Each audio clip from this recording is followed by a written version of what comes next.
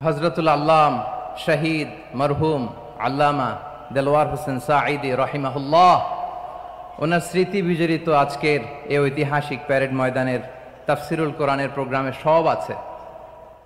Stage আছে, শ্রোতা আছে, প্যান্ডেল আছে, মিডিয়া কাভারেজ আছে, কিন্তু আমাদের কলিজার টুকটাটা আমাদের মাঝে নাই।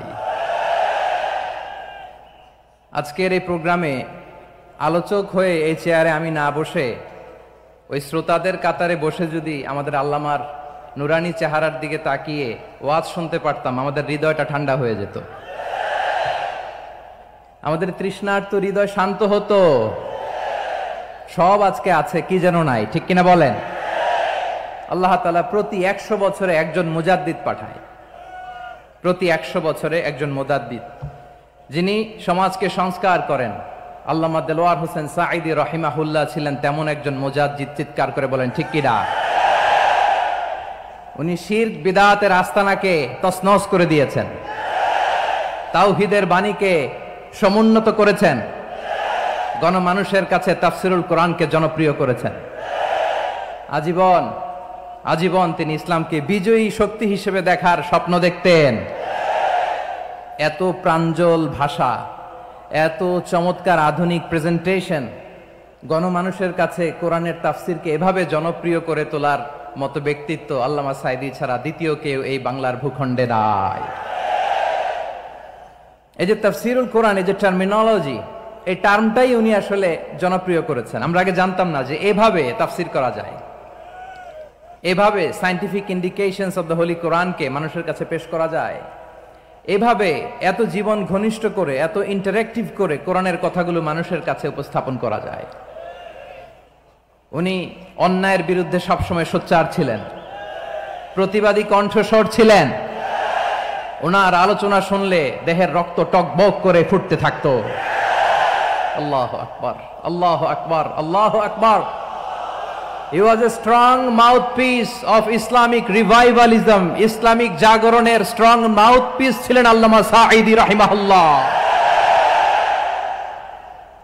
অনেক দোয়া পেয়েছেন, আমরা পড়েছি, এমন জীবন তুমি করিবে গঠন, মরণে হাসিবে তুমি, কাঁদিবে ভুবন। গোটা বিশ্বকে তিনি কাঁদিয়েছেন। আল্লামা যখন ইন্তেকাল করলেন, আমি তখন মালয়েশিয়া থেকে যুক্তরাষ্ট্রে একটা কনফারেন্সে যোগ দিতে যাচ্ছি, কাতার এয়ারলাইন্সে। মালয়েশিয়া থেকে দোহাতে নামলাম। দোহায় যখন আমার ট্রানজিট, তখন শুনতে পেলাম যে আল্লামা বিদায় নিয়েছেন। সোশ্যাল মিডিয়ায় শুনে বিশ্বাস করতে পারলাম না। মুহূর্তের মধ্যেই মাসুদ সাঈদী ভাইকে মেসেজ করলাম, উনি কোনো উত্তর দিতে পারলেন না। মাসুদ ভাইয়ের সাথে যখন কোলাকুলি করি, আমাদের শামীম ভাইয়ের সাথে যখন কোলাকুলি করি, মনে হচ্ছে আল্লামা সাঈদীর ঘ্রাণ পাই। শরীরটা লিটারালি কাঁপছিল, নিজেকে মানাতে পারছিলাম না, বিশ্বাস করতে পারছিলাম না যে আসলে আল্লামা বিদায় নিয়েছেন। ইন দ্য মিন টাইম আমার সেকেন্ড ফ্লাইট, দোহা টু নিউ ইয়র্ক, 12 ঘন্টার ফ্লাইটে উঠলাম। ইন্টারনেট থেকে বিচ্ছিন্ন হলাম। নামার পরে শুনলাম আল্লাহু আকবার, যেখানে ওনাকে কবরস্থ করার কথা ছিল সেখানেও কবর দিতে দেয়া হয় নাই। ছবিগুলো দেখতে লাগলাম, হাসিমাখা মুখ, হাসিমাখা নিথর দেহটা, মরণে হাসিবে তুমি, কাঁদিবে ভুবন। From east to west, from north to south, the entire globe, গোটা বিশ্ব ওনার জন্য কেঁদেছে, গোটা বিশ্ব কেঁদেছে। কাবার গিলাফ ধরে ধরে মানুষ চিৎকার করেছে। এর চেয়ে শ্রেষ্ঠ মৃত্যুকার হতে পারে? আমাদের আল্লামার আর কি পাওয়ার ছিল বলেন? আর কি পাওয়ার ছিল? কুল্লু নাফসিন যায়িকাতুল মাউত, যারাই দুনিয়াতে আসবে তারা ইন্তেকাল করবে, এটা আমরা মেনে নেই, এটা আমরা জানি। কিন্তু অবাক করা বিষয় হচ্ছে, আমরা আজও জানি না আমাদের আল্লামার মৃত্যু কি স্বাভাবিক হয়েছে নাকি এটা পরিকল্পিত মেডিকেল কিলিং ছিল। এটা যে পরিকল্পিত মেডিকেল কিলিং ছিল, এটা ধারণা করার পেছনে অনেক কারণ আছে। তিনি আধিপত্যবাদের বিরুদ্ধে সোচ্চার ছিলেন, ফ্যাসিবাদের বিরুদ্ধে সোচ্চার ছিলেন, রাজনৈতিক প্রতিহিংসার শিকার ছিলেন। এজন্য এটা মেডিকেল কিলিং হতে পারে, এ ধারণা আমরা করতেই পারি। আওয়াজ করে বলেন ঠিক কিনা? যেই সময়টা আমরা কাটাচ্ছি, এত সুন্দর সময় বাংলাদেশ আর পাবে না। আমাদের জন্মের পর থেকে এরকম চমৎকার সময় আমরা পাই নাই। এটাই আসল সময়। আমরা ইন্টারিম গভর্নমেন্টের কাছে দাবি জানাই, উচ্চতর তদন্ত কমিটি করে এটা কি হত্যাকাণ্ড ছিল নাকি স্বাভাবিক মৃত্যু ছিল, এই রিপোর্ট গণমানুষের কাছে প্রচার করে জানাতে হবে। এই দাবির সাথে কি সবাই আপনারা একমত? কারা কারা একমত হাত তুলে দেখান।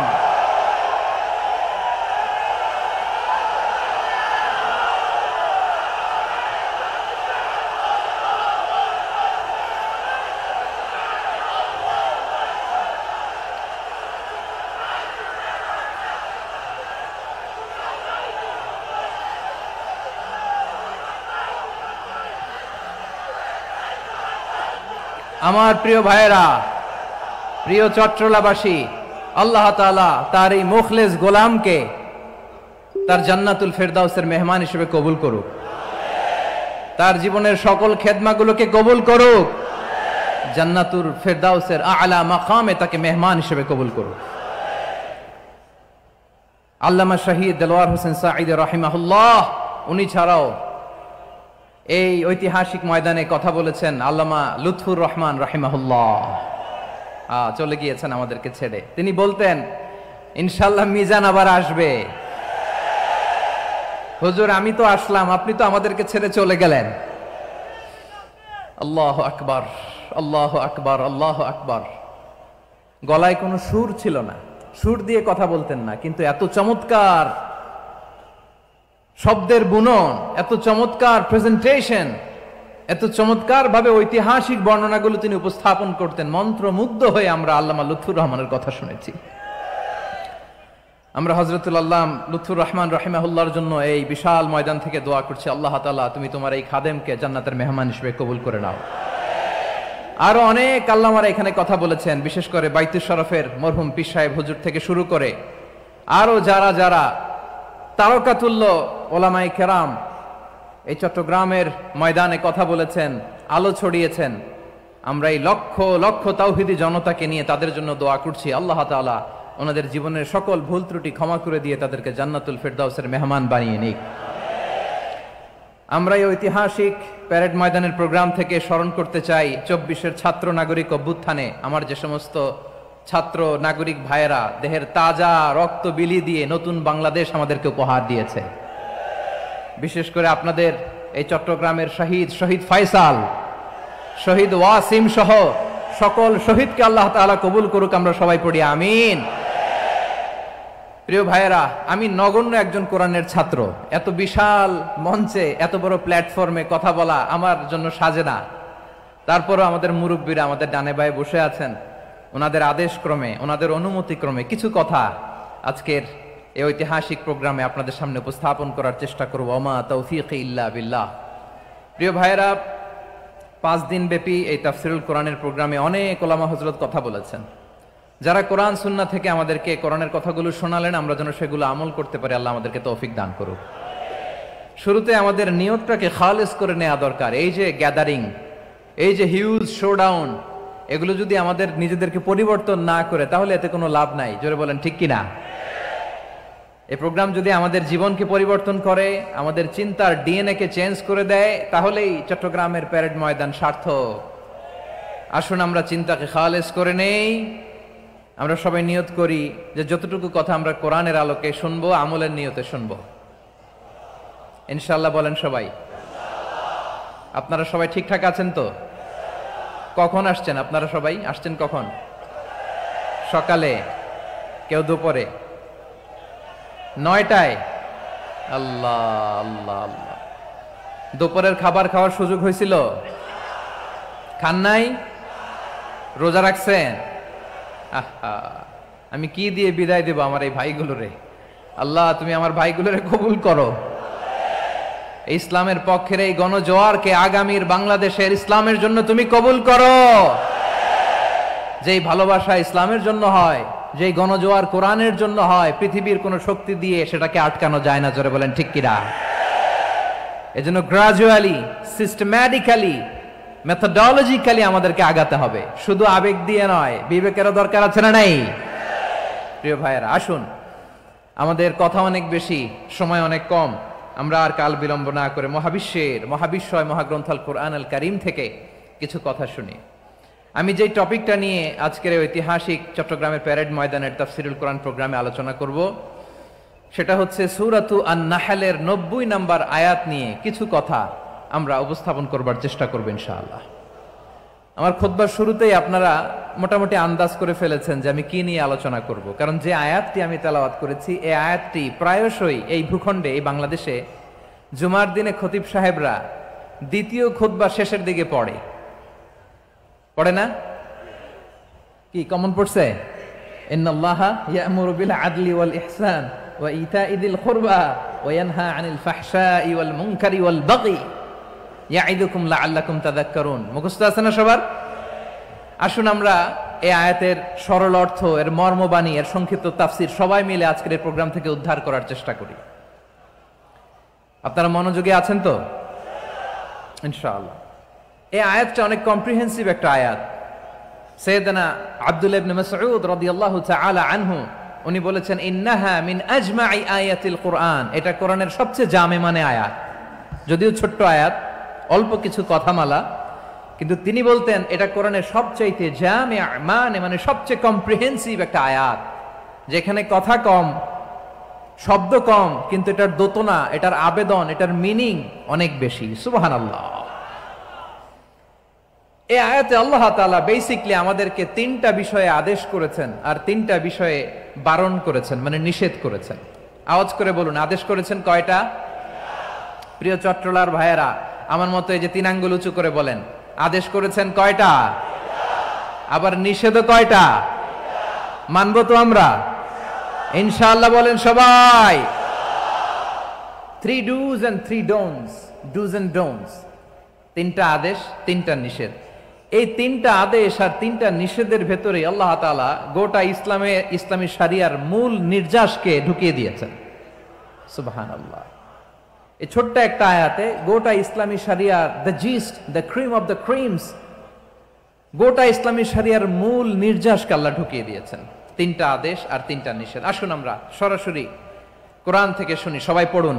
আউযু বিল্লাহি মিনাশ শাইতানির রাজীম। বিসমিল্লাহির রহমানির রহিম। ইন্নাল্লাহা ইয়া'মুরু বিল আদলি ওয়াল ইহসানি ওয়া ইতা'i যিল কুরবা ওয়া ইয়ানহা আনিল ফাহশাই ওয়াল মুনকারি ওয়াল বাগি ইয়া'ইযুকুম লা'আল্লাকুম তাযাক্কারুন। আল্লাহ তাআলা ইরশাদ করছেন, ইন্নাল্লাহা ইয়া'মুরু বিল আদলি ওয়াল ইহসান, নিশ্চয় আল্লাহ তাআলা তোমাদেরকে ন্যায় বিচারের আদেশ দেন, সদাচরণের আদেশ দেন, নিকটাত্মীয়দেরকে দানের আদেশ দেন। আদেশ কয়টা? আওয়াজ করে সবাই বলুন তো কয়টা? নিশ্চয় আল্লাহ তাআলা তোমাদেরকে ন্যায় বিচারের আদেশ দেন, সদাচরণের আদেশ দেন, তিনি তোমাদের নিকটাত্মীয়দেরকে দানের আদেশ দেন, আর তিনি তোমাদেরকে অশ্লীলতা থেকে নিষেধ করেন, মন্দ কাজ থেকে নিষেধ করেন, অবাধ্যতা সীমা লঙ্ঘন থেকে নিষেধ করেন। তিনি তোমাদেরকে উপদেশ দেন যাতে তোমরা শিক্ষা গ্রহণ করো। সুবহানাল্লাহ। উপদেশ দিচ্ছে স্বয়ং কে? তিনটা জিনিসের আদেশ। ইয়া'মুরু বিল আদল, সুবিচার, ন্যায় বিচারের আদেশ তিনি দেন। ইহসানের আদেশ দেন, যাতে আমরা ইহসান করি, একে অপরের প্রতি সুবিচার করি, মহানুভবতা দেখায়, অনুগ্রহ দেখায়, আর নিকট আত্মীয়দেরকে যেন আমরা দান করি। এই তিনটা আদেশ তিনি দিয়েছেন। আর কোন তিনটা জিনিস থেকে তিনি বারণ করেছেন? অশ্লীলতা, ফাহশা, মুনকার, মানে সব মন্দ আর অসৎ কাজ, এগুলো থেকে তিনি আমাদেরকে বারণ করেন। ওয়াল বাগি, অবাধ্যতা, সীমা লঙ্ঘন, এই তিনটা কাজ থেকে তিনি আমাদেরকে বারণ করেন। তিনি আমাদেরকে উপদেশ দেন, স্বয়ং আল্লাহ তাআলা আমাদেরকে উপদেশ দেন যাতে করে আমরা শিক্ষা গ্রহণ করি। সুবহানাল্লাহ পড়ে। তাহলে আসুন আমরা ধরে ধরে একটা একটা করে সামনের দিকে আগাই। আল্লাহ তাআলা প্রথমে আমাদেরকে আদেশ দিয়েছেন আদালের। ইন্নাল্লাহা ইয়া'মুরু বিল আদল, আওয়াজ করে বলুন আল আদাল। সবাই পড়ুন আল আদাল। আমরা উর্দু জানি, হিন্দি জানি, অনেকে ইংরেজিও জানি, কিন্তু আরবি শব্দগুলো আমাদের মুখ দিয়ে বেরোতে চায় না। আওয়াজ করে বলুন আল আদাল। মাশাআল্লাহ, ইন্নাল্লাহা ইয়া'মুরু বিল আদল। আল্লাহ তাআলা আমাদেরকে আদলের আদেশ দেন। আদল অনেকে না বুঝলেও আদালত শব্দটা বুঝবেন। আদালত, আদালত, আদালত বুঝেন না? যেখানে বিচার কার্যের ফয়সালা করা হয়, কোর্ট কাচারি আদালত, এটা তো ভেরি কমন। এটা শুনছেন না সবাই? আদালত, যেখানে ন্যায় বিচার হবে, সুশাসন হবে। কিন্তু ভাগ্যের কি নির্মম পরিহাস, ওখান থেকে মিথ্যা সাক্ষী দিয়ে মনমতো রায় দিয়ে দেয়া হয়। এগুলোর পরিবর্তন হওয়ার দরকার আছে না নাই? প্রিয় ভাইয়েরা, আদালত, আল আদ, ইংরেজিতে বলে জাস্টিস, ন্যায় বিচার, সুবিচার, সুশাসন, জাস্টিস, আল আদাল। সব জায়গায় এই জাস্টিস থাকা দরকার। Justice should be prevailed in the society. The mission of all prophet was to uphold the justice. সব নবীর মিশন ছিল এই জাস্টিসকে, আদালকে, সুশাসন আর সুবিচারকে নিশ্চিত করা। পড়েন সুবহানাল্লাহ। And the core message of every divine scripture was to uphold justice. পৃথিবীর সব আসমানি কিতাবের মূল শিক্ষা ছিল এই জাস্টিসকে সমাজে এনশিওর করা, সুবিচার, সুশাসনকে এনশিওর করা। তাহলে প্রিয় ভাইরা, আমরা বুঝতে পারলাম আল আদ শব্দের মানে হচ্ছে ইনসাফ বা সুবিচার বা ন্যায় বিচার। এটা হচ্ছে একটা general meaning, very general meaning. আপনি যদি ইন ডেপথ বুঝতে চান, আরো ভেতরে যান, তাহলে আদাল মানে হচ্ছে সমন্বয়, আদাল মানে হচ্ছে ভারসাম্য, ব্যালেন্স। আদাল মানে হচ্ছে মধ্যম পন্থা। সুবহানাল্লাহ পড়েন। কারণ সব সময় সমান সমান হইলেই সুবিচার হয় না। কথা কি বুঝতেছেন? ইসলামের দ্য কনসেপ্ট অফ আদাল, এটা এমন আদাল, এটা সব সময় সমান সমান নয়। যখন সমান সমান দেয়া দরকার, ইসলাম সমান সমান দেয়। যখন ব্যালেন্স করা দরকার, চেক এন্ড ব্যালেন্স, সমন্বয়, ভারসাম্য করা দরকার, তখন ইসলাম ভারসাম্য করে দেয়। এটার নাম আদাল। সুবহানাল্লাহ। সহজ করে আপনাদেরকে বুঝাই। যেমন ধরুন, একটা পরিবারের 3 জন সদস্য, স্বামী, স্ত্রী আর সন্তান। তাদের সকালবেলার ব্রেকফাস্টে, স্বামীর সকালের নাস্তায় স্বামীর 3টা রুটি লাগে, স্ত্রীর 2টা লাগে, আর সন্তানের 1টা রুটি লাগে। এখন আমি যদি সমান সমান করে আদল করতে চাই, সবাইকে যদি 3টা করে রুটি দেই, তাহলে স্বামী বেচারার জন্য ঠিক আছে? কি বলেন? কথা কি বুঝতেছেন না কষ্ট হয়ে যাচ্ছে? যদি সমান সমানের নিয়মে আগাই, তাহলে 3টা করে যদি রুটি দেই, স্বামীর জন্য ওকে, কিন্তু স্ত্রীর জন্য 1টা বেশি হয়ে যায়। আর সন্তানের জন্য কয়টা বেশি হয়? আচ্ছা, এই তো বুঝতেছেন, মাশাআল্লাহ।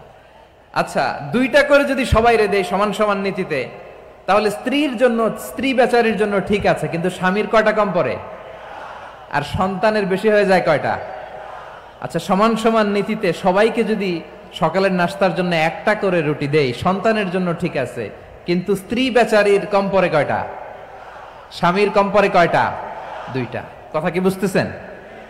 আর আমি যদি স্বামীকে দেই 3টা, স্ত্রীকে দেই 2টা, আর সন্তানকে দেই 1টা, তাহলে কারো অপচয় হবে না। যার যতটুকু দরকার ঠিক ততটুকুই কাজে লাগবে। চিল্লায় বলেন ঠিক কিনা?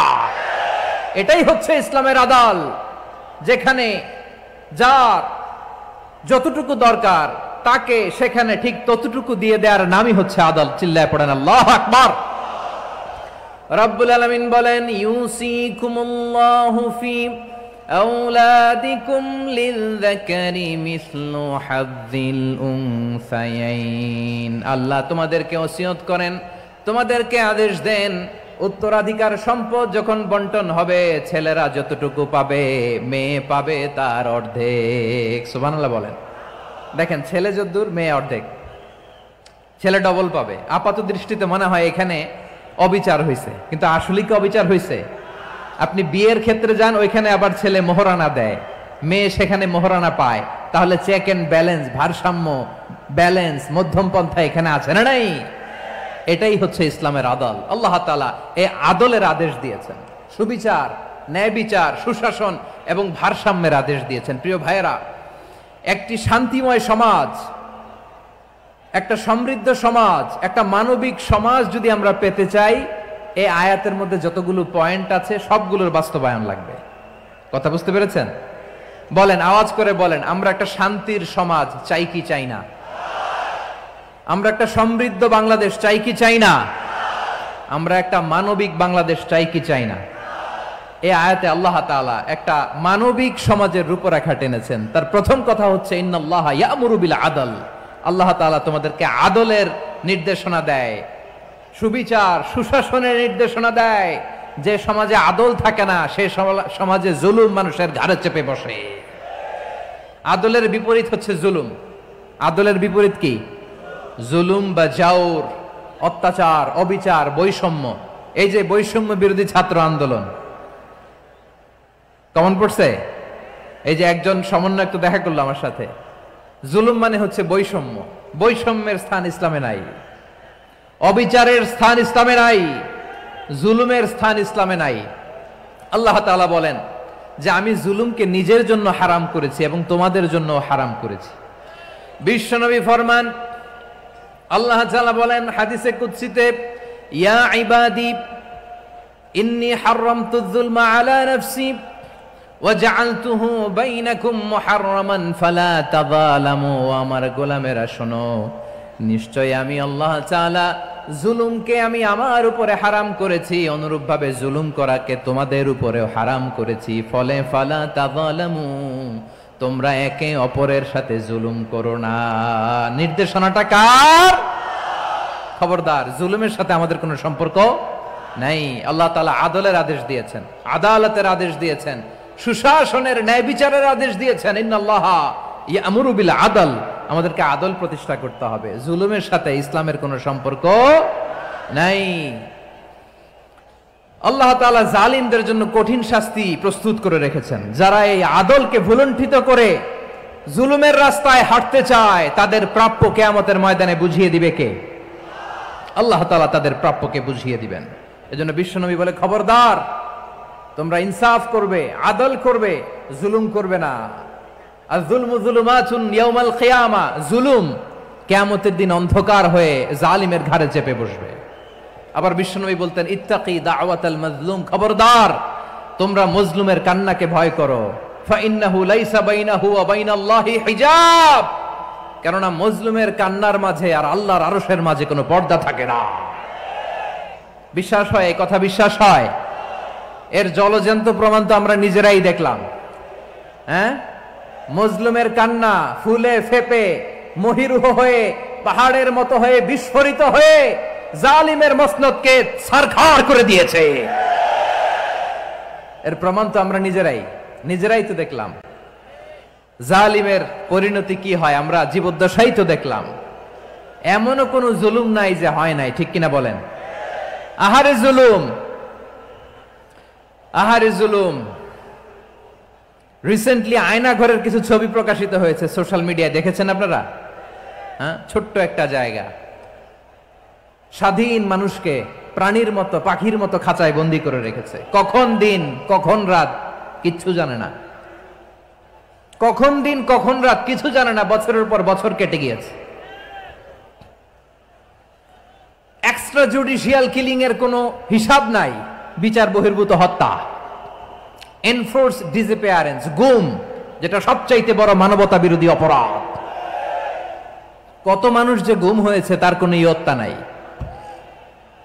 যেই ফ্যামিলির সদস্য গুম হয়েছে তারা কি ওই লোকটার জন্য মাগফিরাতের দোয়া করবে নাকি সুস্বাস্থ্যের দোয়া করবে তারা নিজেরাও জানতো না, কারণ জানে না ও বেঁচে আছে না মরে গেছে। আহা, বিডিআর নওজোয়ানদের যারা ছাড়া পেল দেখলাম, বিনা অপরাধে, কোনো অন্যায় ছাড়া, অপরাধ ছাড়া তাদের জীবন থেকে, তাদের তারুণ্যের, তাদের যৌবনের 15 বছর 16 বছর 17 বছর নাই। 6 মাস বয়সের ছোট বাচ্চাকে রেখে জেলে গেছে। 6 মাসের মেয়ে বেরোয় দেখে মেয়ের বয়স 17 বছর। মেয়ে বাবারে চিনে না, বাবা মেয়েরে চিনে না। মেয়েকে এখন বিয়ে দিয়ে আরেক ছেলের হাতে তুলে দিবে। মেয়ের শৈশব বাবা দেখে নাই, মেয়ের কৈশোর বাবা দেখে নাই, মেয়ের তারুণ্য দেখে নাই। আরেক যুবককে দেখলাম 14 বছরের 14 দিনের সংসার, 2 সপ্তাহের সংসার শেষে জেলে গেছে। কত যুবকের যে স্ত্রী চলে গিয়েছে ফ্যামিলি ছেড়ে, কারণ জানে না তো কবে আসবে, কি হবে কেউ জানতো না। দাম্পত্য জীবনের মাত্র 14 দিনের স্মৃতি, এই স্মৃতিকে আঁকড়ে ধরে এক বোন 16টা বছর 17টা বছর কাটিয়ে দিয়েছে। আমি নিউজটা দেখে ভাবলাম, আমার এই বোনের প্রতিটি দিন কিভাবে কেটেছে, প্রতিটি রাত কিভাবে কেটেছে, প্রতিটি ক্ষণ কিভাবে কেটেছে। বিশ্বনবী বলেছেন, ইত্তাকি দাওয়াতাল মাজলুম ফাইন্না লাইসা বাইনাহু ওয়া বাইনাল্লাহি হিজাব। মাজলুমের কান্নাকে ভয় করো, কারণ মাজলুমের কান্না আর আল্লাহর মাঝে কোনো পর্দা থাকে না। আমরা আর এরকম কোন জুলুম বাংলাদেশে দেখতে চাই না, জোরে বলেন ঠিক কিনা? আর কেউ নতুন করে জালিম হোক আপনারা চান? আবার নতুন করে কেউ ফ্যাসিস্ট হোক আপনারা চান? এক দল আরেক দলকে নিশ্চিহ্ন করার রাজনীতিতে মেতে উঠুক, এটা আপনারা চান? আমরা বাংলাদেশকে আদল দিয়ে সাজাতে চাই। আমরা এই 56,000 বর্গ মাইলের প্রতিটা ইঞ্চি মাটিকে কোরআনের আইন দিয়ে সাজাতে চাই। রাজি আছেন আপনারা? কারা কারা রাজি দেখান হাত তুলে আল্লাহকে।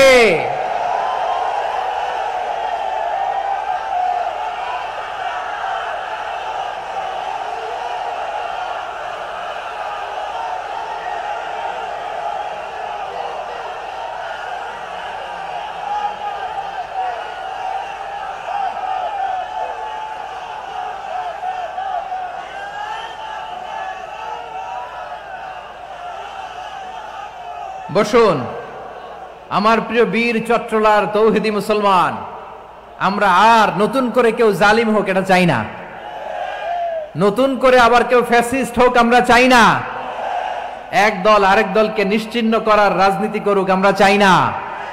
আমরা সুশাসনের বাংলাদেশ চাই,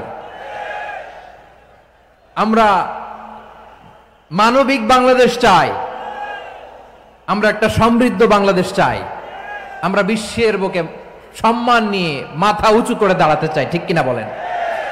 আল্লাহ বললেন, এটা যদি তোমরা চাও, একটা সমৃদ্ধ সমাজ যদি বিনির্মাণ করতে চাও, মানবিক সমাজ যদি বিনির্মাণ করতে চাও, আমি তোমাদেরকে সেজন্য প্রথমে আদালতের নির্দেশ দিলাম। ইন্নাল্লাহা ইয়া'মুরু বিল আদল, নিশ্চয় আল্লাহ তাআলা তোমাদেরকে ন্যায় বিচার সুশাসন এটার আদেশ দেন। সুবহানাল্লাহ।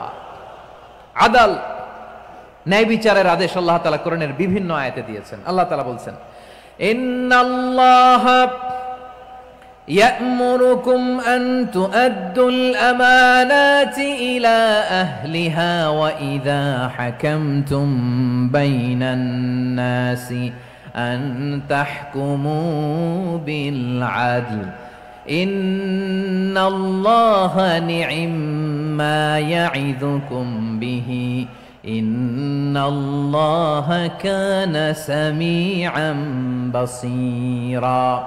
আল্লাহ তাআলা বললেন, আল্লাহ আদেশ দিচ্ছেন, যে ব্যক্তি আমানতের হকদার তার হাতে তোমরা আমানত পৌঁছে দাও, আর যখন তোমরা বিচার কার্য করবে, বিচার ফয়সালা করবে, আদালতের সাথে করো।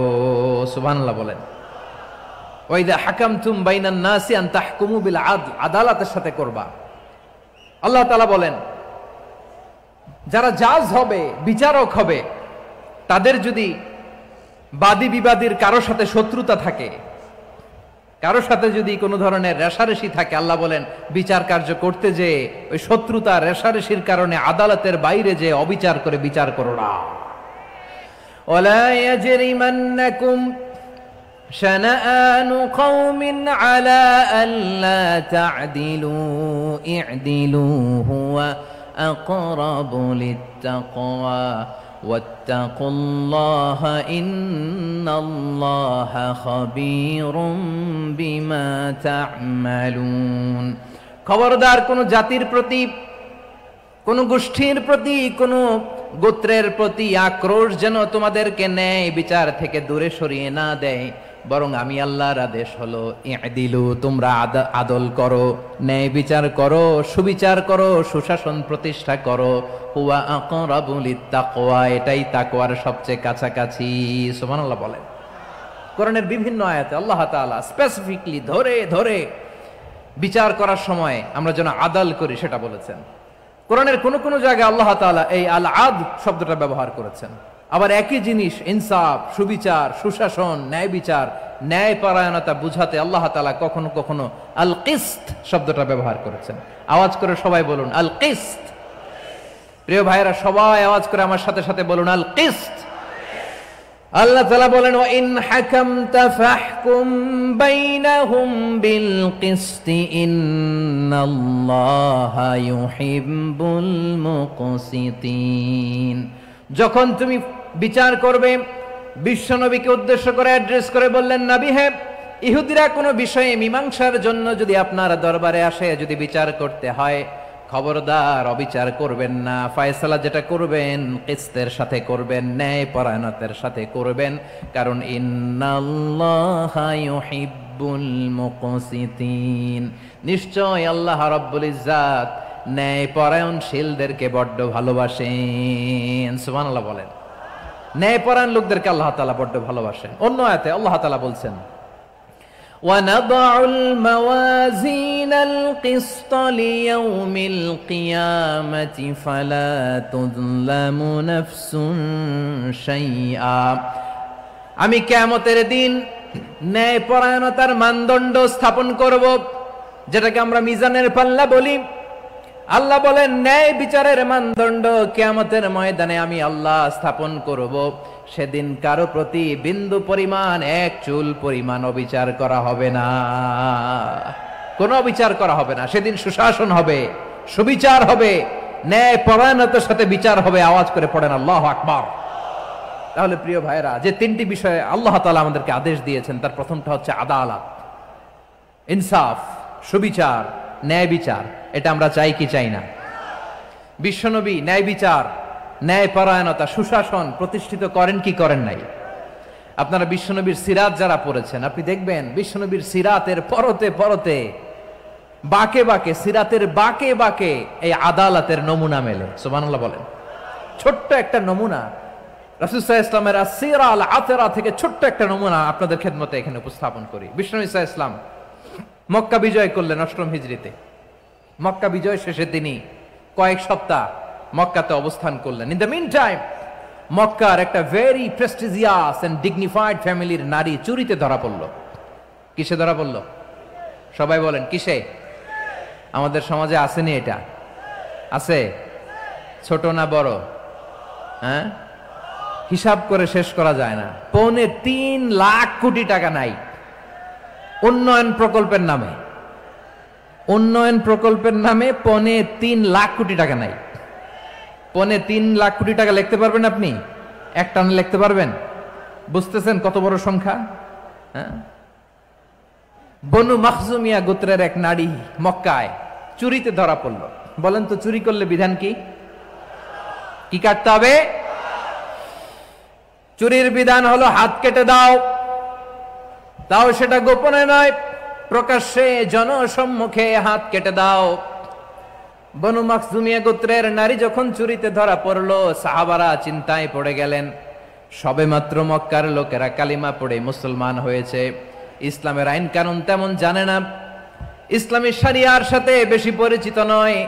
এখন যদি বিশ্বনবী চুরির যেই বিধান এটা যদি কায়েম করে হাত যদি কেটে দেয়, না জানি মক্কার লোকেরা আবার বিগড়ে যায়, না জানি মক্কার লোকেরা আবার মুরতাদ হয়ে যায়, না জানি মক্কার লোকেরা ইসলাম থেকে দূরে সরে যায়। চলো চলো, সাহাবীরা মিলে পরামর্শ করলেন, চলো বিশ্বনবীর কাছে যে বলি, ও নবী, শুধু কেবলমাত্র একমাত্র এই নারীর জন্য চুরির হাত কাটার বিধানটা আপনি একটু থামিয়ে দেন। চুরির হাত কাটার যে বিধান এইখানে একটু রহিত করে দেন, বাকিগুলা কইরেন মদিনাতে যে চলবে, কিন্তু মক্কায় এবারের জন্য মাফ করে দেন। কিন্তু কে বলবে? এই যে পরামর্শ, সাজেশন, এটা কে দিবে বিশ্বনবীর কাছে? সাহাবারা চিন্তায় পড়ে গেলেন। আল্লাহর নবীর সামনে দাঁড়িয়ে আল্লাহর দেয়া হুদুদ, আল্লাহর দেয়া বিধান থামিয়ে দেওয়া, মাফ করে দেওয়া, এই কথা বিশ্বনবীর সামনে বলার সাহস তো কেউ রাখে না। কেউ কেউ বলল, বিশ্বনবীর পালক পুত্র যায়েদ বিন হারেসার সন্তান উসামারে বিশ্বনবী নাতির মতো আদর করে, বড্ড বেশি ভালোবাসে উসামারে। এজন্য সাহাবারা উসামাকে বলতো হিব্বু রাসূলিল্লাহ, বিশ্বনবীর ভালোবাসা। কি বলতো? সাহাবীরা বললেন বিশ্বনবীর ভালোবাসা হিব্বু রাসূলিল্লাহ। উসামারে পাঠাও। উসামারে বিশ্বনবী নাতির মতো স্নেহ করে, মায়া করে, ভালোবাসে। আমরা পারবো না, উসামা পারবে।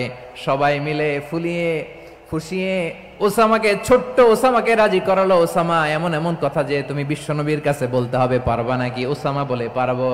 সাইয়েদনা ওসামা রাদিয়াল্লাহু তাআলা আনহু তরুণ সাহাবী বিশ্বনবীর কাছে গেলেন, যে বললেন, নবী, বনু মাখজুমিয়া গোত্রের এক নারী চুরিতে ধরা পড়েছে, এবারের জন্য কি এই মহিলাটারে মাফ করে দিলে হয় না? এবারের জন্য একটু ক্ষমা করা যায় না নবী? বিশ্বনবী বলেন, আতাশফাউ ফি হাদ্দিম মিন হুদুদিল্লাহ, তোমার এত বড় সাহস উসামা, তুমি আল্লাহর হাদ, আল্লাহর দেয়া বিধান, এটার ব্যাপারে সুপারিশ করতে এসেছো? তোমরা কি জানো তোমাদের আগে যত কওম, যত গোত্র, যত জনপদ ধ্বংস হয়েছে তার কারণ ছিল তাদের মধ্যে গরিবরা অন্যায় করলে তারা বিচার করত, আর ধনীরা অন্যায় করলে তারা মাফ করে দিত। খবরদার! ওয়া আইমুল্লাহ লাউ আন্না ফাতিমাতা বিনতি মুহাম্মাদিন সারাকাত লাকাতা মুহাম্মাদুন ইয়াদাহা। বিশ্বনবী বললেন, আরে ওসামা, বানু মাখজুমিয়ার ওই প্রেস্টিজিয়াস এন্ড ডিগনিফাইড ফ্যামিলির মেয়ে তো দূর কি বাত, অনেক দূরের কথা। জেনে রেখো ওসামা, আমার কলিজার টুকরা, নয়নের পুটুলি ফাতেমাও যদি মক্কার জমিনে আজকে এই চুরির দায়ে ধরা পড়তো, আমি বিশ্বনবী মুহাম্মাদুর রাসূলুল্লাহ ধরে ফাতেমার ডান হাতটা কেটে দিতে এক বিলম্ব দেরি করতাম না। ইন্নাল্লাহা ইয়া'মুরু বিল আদল, আমাদেরকে জাস্টিস শিখায়। পশ্চিমারা আমাদেরকে ইনসাফ শিখায়, আমাদেরকে সুশাসন শিখায়।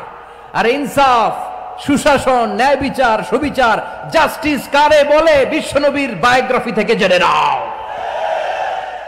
এই ছিল বিশ্বনবী ইসলামের আদালতের নমুনা। আপনি যদি সাইয়েদনা ওমর ফারুকের জীবনের দিকে তাকান, এমন কঠোর, এমন বীর সেনানী ছিলেন। সাইয়েদনা ওমর ফারুক যদি রাস্তার এই মাথা দিয়ে হাঁটা শুরু করতেন, শয়তান ওমর ফারুককে দেখলে ওই রাস্তা রেখে দিয়ে অন্য রাস্তা দিয়ে হাঁটতো। সুবহানাল্লাহ। ওমর ফারুক রাদিয়াল্লাহু তাআলা আনহু কি পার্সোনালিটি ছিল, কি পার্সোনালিটি!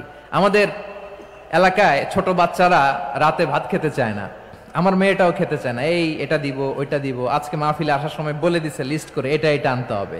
তো ছোট্ট বাচ্চাদের অনেক বায়না থাকে, ওরা রাতে খেতে চায় না।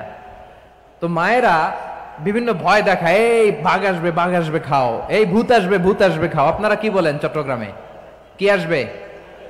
হ্যাঁ, ভূত, ভূত, ভূত আসবে, বাঘ আসবে, খাও খাও খাও, তাড়াতাড়ি খাও। তো বাচ্চারা এগুলো শুনে ভয়ে খেতে শুরু করে। মদিনার জমিনেও একই ঘটনা ঘটতো। মদিনার ছোট্ট ছোট্ট সোনামণিরা খেতে চাইতো না। তো মায়েরা বলতো, হা হুয়া ইয়াতি উমর, হা হুয়া ইয়াতি উমর, ওই যে উমর আসতেছে, উমর। ওমরে ফারুকের কথা শুনলে বাচ্চারা একেবারে ঠান্ডা। সুবহানাল্লাহ পড়বেন না? প্রভু তুমি বলেছ রাসূল দেবে না, বলনি দেবে না ওমর, বলনি দেবে না হামজা তারিক, খালিদ বিজয় সমর। প্রভু তুমি বলেছ রাসূল দেবে না, বলনি দেবে না ওমর, বলনি দেবে না হামজা তারিক, খালিদ বিজয় সমর। প্রভু তুমি বলেছ রাসূল দেবে না। আল্লাহু আকবার। ওমর ফারুক রাদিয়াল্লাহু তাআলা আনহু, ওনার কথা শুনলে গায়ের মধ্যে গুজবাম হয়, গায়ের পশমগুলো দাঁড়িয়ে যায়। সুবহানাল্লাহ বলেন। কি পার্সোনালিটি ছিল, কি ব্যক্তিত্ব ছিল! মুনাফিকরা ওমর ফারুককে জমের মতো ভয় পেতেন। শয়তান, খুদ শয়তান এই রাস্তা দিয়ে আসলে শয়তান অন্য রাস্তা দিয়ে হাঁটতো। ওমর ফারুক রাদিয়াল্লাহু তাআলা আনহুর জীবনে যদি দেখেন, তাহলে সেখানে আপনি আদালতের, ইনসাফের, সুশাসনের, জাস্টিসের নমুনা দেখতে পাবেন। কয়টা শুনবেন? সাইয়েদনা ওমর ফারুকের রাদিয়াল্লাহু তাআলা আনহুর সন্তান আব্দুর রহমান মিশরে মদ খেয়ে মদ্যপ অবস্থায় ধরা পড়েছে। মদ খাওয়ার কারণে, মদ যদি কেউ পান করে আর যদি প্রমাণিত হয়, তার বিচার হলো 80 বেত। আওয়াজ করে বলেন কয় বেত? বাংলাদেশেও তো এই আইন আছে নাকি? বাংলাদেশে আছে? হ্যাঁ, মদ খাইলে 80 বেত, এই আইন বাংলাদেশে চালু হোক। আমরা চাই কি চাই না? চাই সবাই। এজন্যই তো ইসলাম ভাল লাগে না। ইসলামকে ভাল লাগে না, ইসলামকে আউট করে রাখতে পারলেই তো এরকম বড় বড় বোতল খাওয়া যায়। একেবারে সহজ, পানির মতো সহজ, হিসাব একেবারে সহজ। ওমরে ফারুক রাদিয়াল্লাহু তাআলা আনহুর ছেলে ভুল করে মদ পান করে ফেলেছিলেন। আব্দুর রহমান, ঘটনা ঘটেছে মিশরে। মিশরের গভর্নর তখন আমর ইবনুল আস রাদিয়াল্লাহু তাআলা আনহু। আব্দুর রহমানের ভাই যে গভর্নরকে বলল, গভর্নর যদি একটু দয়া করেন, খলিফার ছেলে আমার ভাই আব্দুর রহমান মদ্যপ অবস্থায় ধরা পড়েছে, জনসম্মুখে যদি আপনি বেত্রাঘাত করেন আমাদের প্রেস্টিজ থাকে না, যদি আশীর্বাদ আপনি মারেন আমার কোনো কথা নাই, কিন্তু ঘরের ভেতরে মারেন। আব্দুর রহমানের ভাইয়ের সুপারিশ শুনে সাইয়েদনা আমর ইবনুল আস রাদিয়াল্লাহু তাআলা আনহু রাজি হয়ে গেলেন। ঘরের ভেতরে লোকচক্ষুর আড়ালে আশীর্বাদ তিনি মানলেন। কিন্তু ঘটনাক্রমে এই কথা লুকিয়ে লুকিয়ে ঘরের ভেতরে আশীর্বাদ মারার কথা সাইয়েদনা ওমর ফারুক মদিনা থেকে জানতে পারলেন। মদিনা থেকে তিনি ফরমান জারি করলেন, এই বিচার যেমনটি আমর ইবনুল আস আদায় করেছে এটা প্রকৃতপক্ষে আদায় হয় নাই। আসো সবাই মদিনায় আসো, আমর ইবনুল আস মদিনায় আসো, আব্দুর রহমানও আসো, সবাই আসো, জনসম্মুখে এই বিচার কার্যকর করতে হবে। সাইয়েদনা ওমর ফারুক মসজিদে নববীর পিলারের মধ্যে নিজের ছেলেকে বাঁধলেন, আবার জনসম্মুখে 80টা বেত তার গায়ের মধ্যে মারলেন। মাজমুয়ে ফাতাওয়া ইবনে তাইমিয়া রাহিমাহুল্লাহ উনি এটা নকল করেছেন। এটা সবচেয়ে বিশুদ্ধ মত। আরো অনেক মত আছে, মারা গেছে কবরের উপর, ওগুলো বাদই দিলাম। কেমন খলিফা ছিলেন, কেমন খলিফা! পশ্চিমারা তোমরা জাস্টিস আমাদেরকে শেখাও, ইনসাফ কারে বলে সুশাসন আমাদেরকে তোমরা শিখাও। ওমর ফারুক রাদিয়াল্লাহু তাআলা আনহু ওই বিচারকে তিনি ধর্তব্য মনে করেন নাই। মদিনাতে এনে আবার জনসম্মুখে আবার আশীর্বাদ মেরেছেন। মিশরে ওমর ফারুক রাদিয়াল্লাহু তাআলা আনহু আমর ইবনুল আসকে গভর্নর করে পাঠালেন। সেখানে আমর ইবনুল আসের ছেলে একটা প্রতিযোগিতায় রানার আপ হয়েছে। এক মিশরি সেখানে চ্যাম্পিয়ন হয়েছে। রানার আপ বুঝতে পেরেছেন তো? রানার আপ সেকেন্ড হয়েছে, এক মিশরি হয়েছে চ্যাম্পিয়ন প্রথম। কিন্তু গভর্নরের ছেলে ও জিততে পারে নাই, ও রাগে ওই মিশরির গায়ের মধ্যে কয়েকটা লাঠি দিয়ে বাড়ি মেরেছে। মিশরি যে মদিনাতে ওমর ফারুকের কাছে বিচার দিলেন, আপনার গভর্নরের ছেলে অন্যায়ভাবে আমার গায়ে হাত তুলেছে। সাইয়েদনা ওমর ফারুক আবার ফরমান জারি করলেন, আসো মদিনাতে আসো। মিশরীকে ডাকলেন। ওই মিশরের গভর্নর আমর ইবনুল আস রাদিয়াল্লাহু তাআলা আনহুকে ডাকলেন, তার ছেলেকেও ডাকলেন। সবাই বসে রইল। আমর ইবনুল আস রাদিয়াল্লাহু তাআলা আনহু মাথা নিচু করে বসে আছেন, লজ্জায় কাচুমাচু। হায় হায়, আজকে আমার ছেলের কারণে আমিরুল মুমিনিন খলিফাতুল মুসলিমিন ওমর ফারুকের কাছে আমি জনসম্মুখে লজ্জিত হচ্ছি। সাইয়েদনা ওমর ফারুক বললেন, এই নাও লাঠি, গভর্নরের ছেলে তোমার মাথার মধ্যে যতগুলো বাড়ি মেরেছে আজকে জনসম্মুখে তুমি অতগুলা বাড়ি মারো। মিশরি বলে, থাক, আপনি যে ডেকে আনছেন সবার সামনে এটা বলছেন, এতেই আমি খুশি। আল্লাহু আকবার! আপনার মহানুভবতা দেখে আমি খুশি, আর অপমানের দরকার নাই। ওমরে ফারুক বলে, না, খবরদার, এই কথা মিশরি তুমি বলো না, মারো, যতগুলা বাড়ি মেরেছে মারো। বাধ্য হয়ে মিশরি আমর ইবনুল আসের সামনে ওনার কলিজার টুকরা সন্তানের মাথার মধ্যে বাড়ি মারতে আরম্ভ করলেন।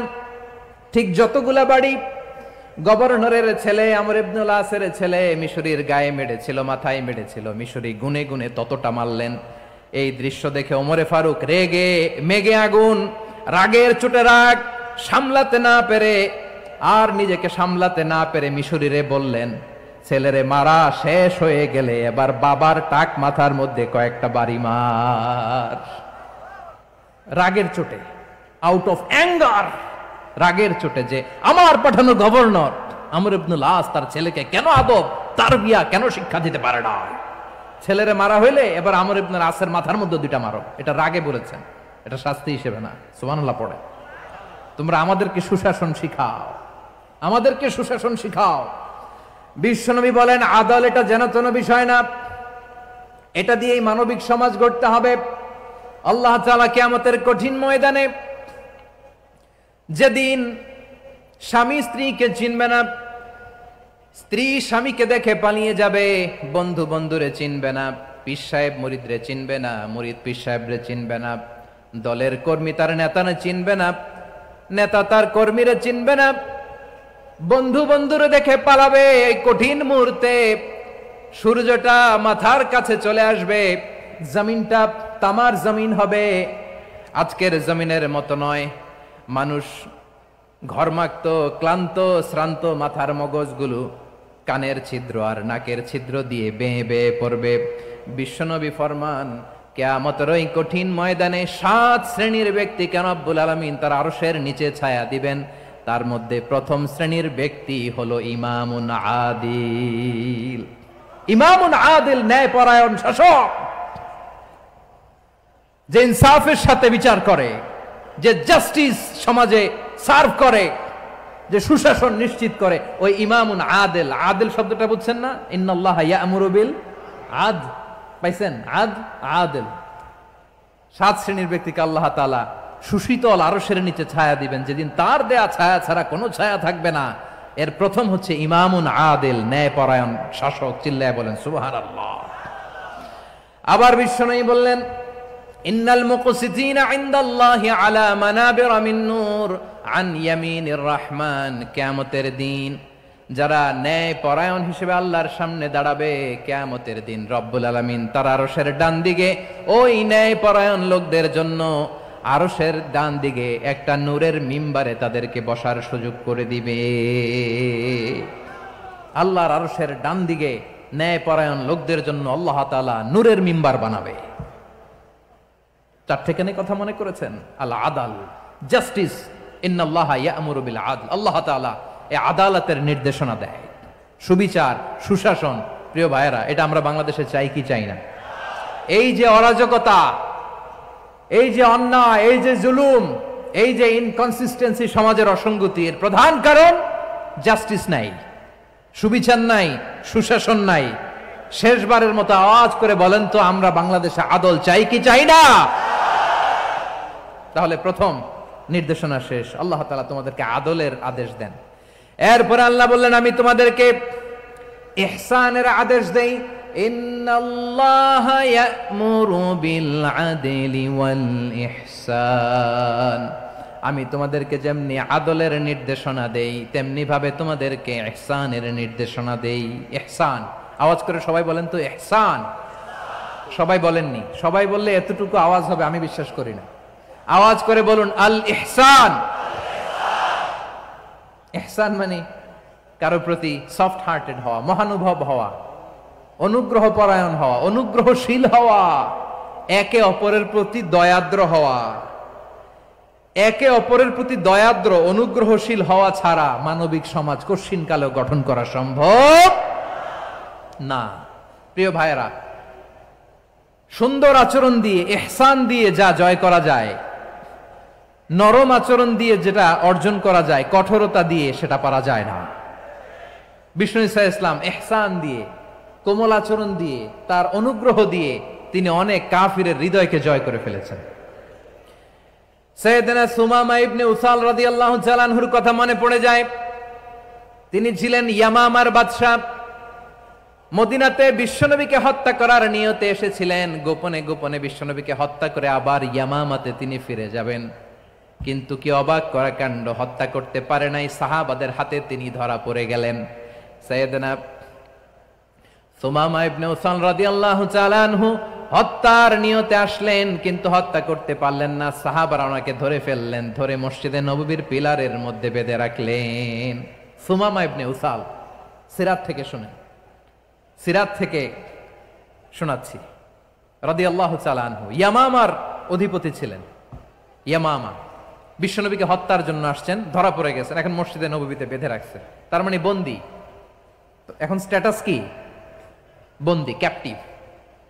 বিষ্ণু ঈসা ইসলাম সাহাবাদেরকে বললেন, তার খোঁজ খবর নিও, সুমামা ইবনে উসালের খোঁজ খবর নিও। সাহাবার বলেন, ইয়া রাসূলুল্লাহ, আপনাকে হত্যা করতে এসেছে, তার তো কঠিন ক্যাপিটাল পানিশমেন্ট হওয়া দরকার, কঠিন শাস্তি হওয়া দরকার। বিশ্বনবী বললেন, না, আমি যেটা জানি তোমরা সেটা জানো না, তোমরা সুমামার সাথে ভালো আচরণ করো। বিশ্বনবী সুমামার কাছে গেলেন। প্রথম দিন যে তিনি কালেমার দাওয়াত দিলেন, ইমানের দাওয়াত দিলেন, ইসলামের দাওয়াত দিলেন, রিসালাতের দাওয়াত দিলেন, আখিরাতের দাওয়াত দিলেন। পরের দিন যে বিশ্বনবী সালাতের দাওয়াত দিলেন, যাকাতের দাওয়াত দিলেন, ইসলাম কি, কিভাবে, কেমন করে পালন করতে হয় চমৎকার আর্টিকুলেট করতে শুরু করলেন। তন্ময় হয়ে সুমামা ইবনে উসাল রাদিয়াল্লাহু তাআলা আনহু বিশ্বনবীর কথাগুলো শুনতে আরম্ভ করলো। একদিন নয়, 2 দিন নয়, টানা 3 দিন বিশ্বনবী সুমামার কাছে ইসলামকে প্রেজেন্ট করেছেন, উপস্থাপন করেছেন। আওয়াজ করে বলেন, কয় দিন? 3 দিন। 3 দিন মসজিদে নববীতে বাধা। আর সাহাবীদেরকে বললেন, তার খোঁজ খবর নিও, তোমরা যে রুটি বানাও এর মধ্যে সবচেয়ে ভালো আটার রুটিটা তারে দিও, সবচেয়ে রিফাইন্ড খেজুর, যেটা পিওর খেজুর, এটা তারে দিও। আর বিশ্বনবী নিজের ওট থেকে দুধ দহন করে ওনার বাড়ির এক কর্মচারীকে বলেছেন, দুধ দহন করে সুমামার জন্য নিয়ে যেও। সুবহানাল্লাহ পড়বেন না? সবাই তো অবাক, ইয়ামামা থেকে আসছে নবীকে হত্যা করতে, বিশ্বনবী দেখে তারে জামাই আদর করে, তাকে মজার মজার খাবার দিও, দুধ দিও, আদর আপ্যায়ন করো। একদিন নয়, 2 দিন নয়, টানা 3 দিন বিশ্বনবী এভাবে সুমামার কাছে যেয়ে যেয়ে ইসলামকে প্রেজেন্ট করতে আরম্ভ করলেন, ইসলামকে উপস্থাপন করতে শুরু করলেন। আর তাকে চমৎকার এন্টারটেইনমেন্ট, আপ্যায়ন দিতে আরম্ভ করলেন। টানা 3 দিন যখন ইসলামের দ্য বিউটিজ অফ ইসলাম, ইসলামের সুমহান বাণী, সৌন্দর্য তার কাছে উপস্থাপন শেষ, তাকে আপ্যায়ন শেষ, বিশ্বনবী বললেন সাহাবেদেরকে, যাও এবার সুমামার হাতের পায়ের রশি দুটো খুলে দাও। সাহাবারা বললেন, ইয়া রাসূলুল্লাহ, কি বলেন আপনি? ও তো হত্যাকারী, সুযোগ পায় নাই, আপনারে মারতে পারে নাই, ছেড়ে দিলে আবার ও আপনার উপর তলোয়ার নিয়ে ঝাঁপিয়ে পড়বে। নবী, এই সিদ্ধান্ত আপনি নিতে যাবেন না। বিশ্বনবী বললেন, যেটা বলেছি সেটা করো, সুমামার রশিগুলো ছেড়ে দাও, সুমামার হাতে পায়ের রশিগুলো যে তোমরা খুলে দাও। সাহাবারা তর্ক জুড়ে দিলেন, লা ইয়া রাসূলুল্লাহ, এমনটা করবেন না, তো ভয়ঙ্কর, ভয়ঙ্কর খুনি, কি জানি কি হয়ে যায়। বিশ্বনবী বললেন, না, তার হাতে পায়ের রশিগুলো খুলে দাও। সাহাবারা বিশ্বনবীর কথা মতো তার হাতে পায়ের রশিগুলো খুলে দিল। সুমামা মুহূর্তের মধ্যে মসজিদে নববী থেকে বের হয়ে ইয়ামামায় ফিরে না যে মসজিদে নববীর পাশে একটা খেজুর বাগান ছিল, সেখানে চলে গেলেন। সেখানে একটা ছোট্ট কুয়া ছিল, কুয়ার পানি দিয়ে তিনি গোসল করলেন। সুবহানাল্লাহ পড়েন। কুয়ার পানি দিয়ে গোসল করে মসজিদে নববীর সামনে এসে বিশ্বনবী এবং সাহাবাদের সামনে দাঁড়িয়ে সাব্বাবা উঁচু করে বললেন, আশহাদু আল্লা ইলাহা ইল্লাল্লাহ ওয়া আশহাদু আন্না মুহাম্মাদান আবদুহু ওয়া রাসূলুহু। আল্লাহু আকবার।